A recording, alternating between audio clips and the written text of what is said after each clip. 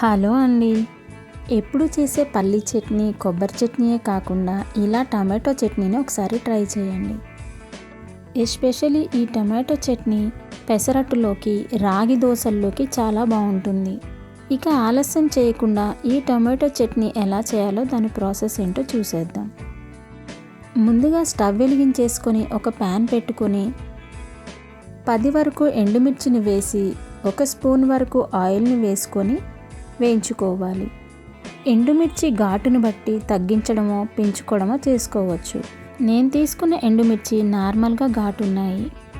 ఇలా వేయించుకున్న ఎండుమిర్చిని ఒక గిన్నెలోకి తీసుకోవాలి. మరలా అదే ప్యాన్ని స్టవ్ మీద పెట్టుకొని 2 స్పూన్ల వరకు ఆయిల్ని వేసుకోవాలి. ఆయిల్ కాస్త హీట్ అయిన తర్వాత 1 స్పూను జీలకర్రను, 1 స్పూను పచ్చిశనగపప్పును, 1 స్పూను మినప్పప్పును వేసి వేయించుకోవాలి. 1 నిమిషం పాటు వేయించుకున్న జీలకర్ర పప్పుల్లోకి 7-8 వరకు వెల్లిపాయలను వేసుకోవాలి. నేను వెల్లుల్లిపాయలను పొట్టుతోనే వేసుకున్నాను, మీరు కావాలంటే పొట్టు తీసి వేసుకోవచ్చు. వెల్లిపాయలు కాస్త ఫ్రై అయిన తర్వాత 2 మీడియం సైజు ఉల్లిపాయలను కాస్త పెద్ద ముక్కలుగా కట్ చేసి వేసుకోవాలి. ఇందులోనే 2 రెబ్బల కరివేపాకును, మీడియం సైజులో ఉన్న 3 టమాటాలను కాస్త పెద్ద ముక్కలుగా కట్ చేసి వేసుకోవాలి. వేసుకున్న ఉల్లిపాయలు టమాటాలు చక్కగా మగ్గడం కోసం 1/2 స్పూన్ వరకు సాల్ట్ను, చిటికెడు పసుపును వేసుకొని కలుపుకోవాలి.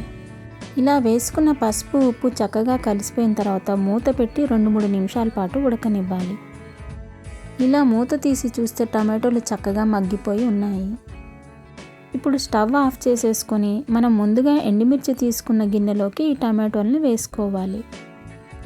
ఇవి కాస్త వేడి చల్లారిన తర్వాత ఒక మిక్సర్ జార్ను తీసుకొని మిక్సర్ జార్లో వేయించుకున్న వాటినన్నింటినీ వేసుకొని కొద్దిగా చింతపండుని వేసుకొని కొంచెం వాటర్ని వేసుకొని మెత్తగా గ్రైండ్ చేసుకోవాలి. ఇలా వీడియోలో చూపిస్తున్నట్లు. ఇలా మెత్తగా గ్రైండ్ చేసి పెట్టుకున్న టమాటో చట్నీని ఒక గిన్నెలోకి తీసుకొని తాలింపు పెట్టుకోవాలి. ఈ తాలింపు కోసం మనం ముందుగా వేయించుకున్న ప్యాన్నే పెట్టుకొని 2 స్పూన్ల వరకు ఆయిల్ని వేసి 1/2 స్పూన్ ఆవాలు, 1/2 స్పూన్ జీలకర్రను వేసుకొని 2 ఎండుమిర్చిని తుంచి వేసుకోవాలి. అలాగే కరివేపాకును వేసుకొని వేగనివ్వాలి. ఇలా బాగా వేగిపోయిన తాలింపును స్టవ్ ఆఫ్ చేసేసుకొని ఈ టమాటో చట్నీలోకి ఆ తాలింపుని వేసేసుకోవాలి. వేసిన తాలింపు అంతా చట్నీలో ఒకసారి కలిసిపోయేలాగా కలుపుకున్నారంటే మన టమాటో చట్నీ రెడీ అయిపోయినట్లే. వేడివేడిగా దోశలు వేసుకొని ఈ టమాటో చట్నీ పెట్టుకొని తింటూ ఉంటే మస్తు మజాగా ఉంటుంది. ఇంకెందుకు ఆలస్యం, మీరు కూడా ఒకసారి ట్రై చేయండి. నచ్చితే ఒక లైక్ చేయండి, మీ ఫ్రెండ్స్కి, ఫ్యామిలీ మెంబర్స్కి షేర్ చేయండి.